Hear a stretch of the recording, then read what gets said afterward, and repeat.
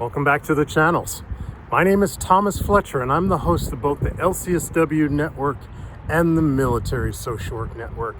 If you're new to both of my channels, please do me a favor by smashing that like button, by subscribing to the channels, and by sharing this video with your social work colleagues and friends.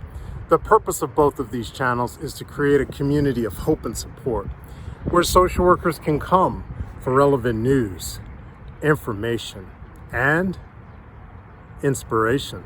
Well, welcome back to Ask a Military Social Worker, and we are continuing our life planning series. Today's episode will be a little bit different from the previous episodes in this life planning series. So in previous episodes, I've been targeting specific demographics, whether it's high school graduates, college graduates, MSW graduates. Today, I'm going to go very broad. I'm going to be targeting civilian federal employees as well as uniformed military service members in the United States. Okay. So, quick disclaimer that this episode is not being sponsored, endorsed, or promoted by any governmental or military agencies. Another disclaimer is I am not a financial advisor, and this is not financial advice. This will be some lessons that I have learned over 20 years of working as a civilian in the Department of Veterans Affairs, as well as serving as a uniformed military social worker in the reserve component of the U.S. Army. All right, so with those disclaimers behind us, we will be talking about paying yourself first. And again, I'm not a financial guru, so this is going to be a very simplistic video. There's plenty of other videos that will go deep into retirement planning, and that's not what I'm here to do. What I'm here to do is to give some practical wisdom, practical experience, again, from my years as a civilian employee in the Department of Veterans Affairs and as a uniformed military social worker in the reserve component of the U.S. Army.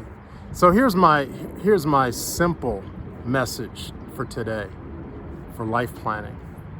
My simple message is, while you're serving in the military, while you are working as a GS civilian employee, make sure you're contributing at least 5% to your TSP account, Thrift Savings Plan. That's the federal government or the military version of a 401k. Okay, it's very important. As civilian federal employees, as military service members, we have a couple of plans for our retirement that we need to be aware of. If you're a civilian employee who's been working in the federal government from 1985 forward, you will be covered under what's called a FERS, Federal Employee Retirement System. That's our pension. And if you're military, you are going to be serving you will either be receiving what's called the BRS, Blended Retirement System, or you're going to be under the High 3 Legacy pension. And I'm not going to go into what those things are. That's not the purpose of this video. I have talked about BRS continuation pay, so you can go back to that video. But again, the purpose of this video is to just remind you, especially if you're a new employee, if you're a new civilian employee in the federal government, they go through a lot of stuff in the orientation. There's a lot of information. But here's what I want you to focus on for this video, for the purposes of this video.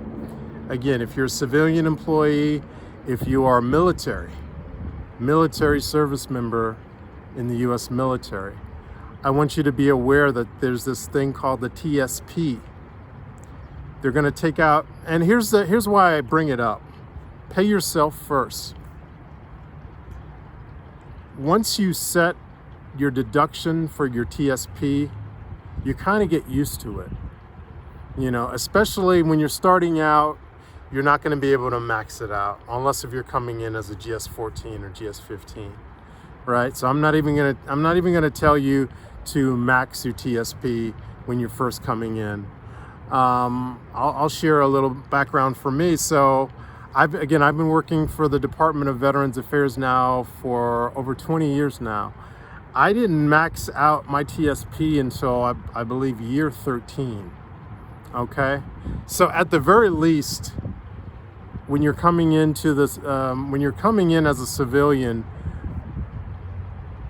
you should be contributing at least 5%. Why do I say 5%? Because the federal government will match your 5% in TSP with their 5%. So that's 10% right there, 5% that you're putting in, and then another 5% that the government is putting in for your retirement, for your TSP, for your thrift savings plan retirement account. Okay? So that's 10% right there. And then every year you'll see that they raise the maximum contribution limit. This year, I believe it is the maximum for people under age 50, the TSP. I'm filming this in 2024. So the maximum contribution limit for the TSP in 2024 is $23,000 if you are under the age of 50. If you are over the age of 50, you get to contribute an additional $7,500 in catch-up contribution if you're over the age of 50.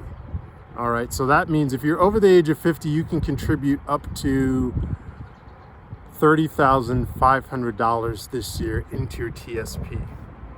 Okay?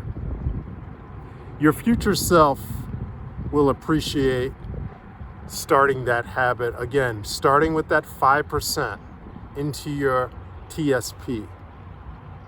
Start with that.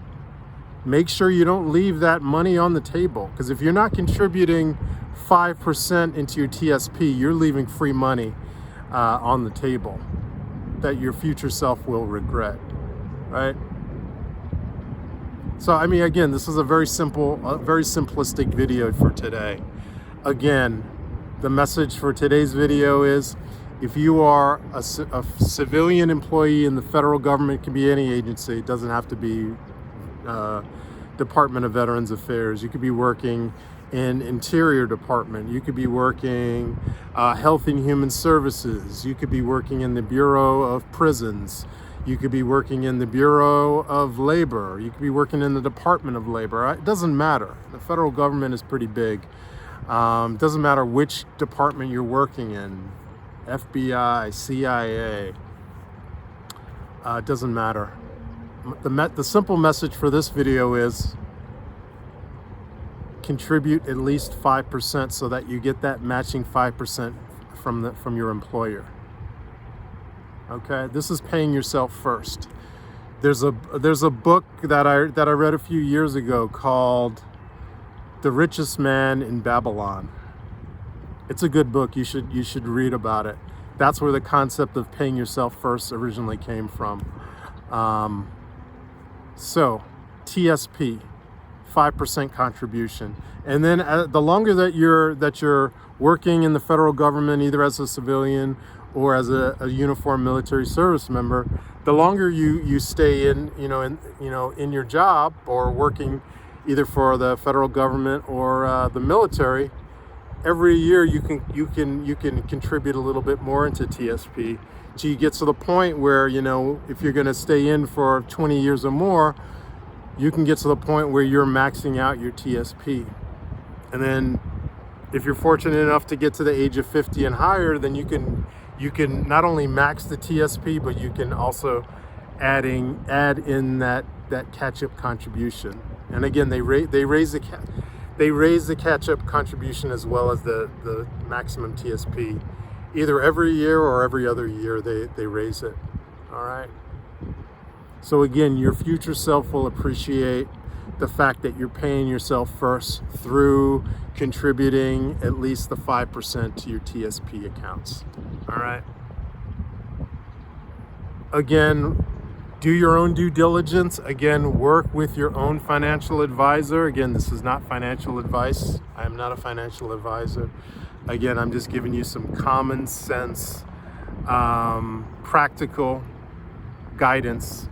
You know, if you are a federal employee, if you are a service member in one of the branches of the U.S. military, you have to pay yourself first. You have to take care of your future self by contributing to your TSP. All right. So I'm going to stop right there, but I want to thank you all for watching this video.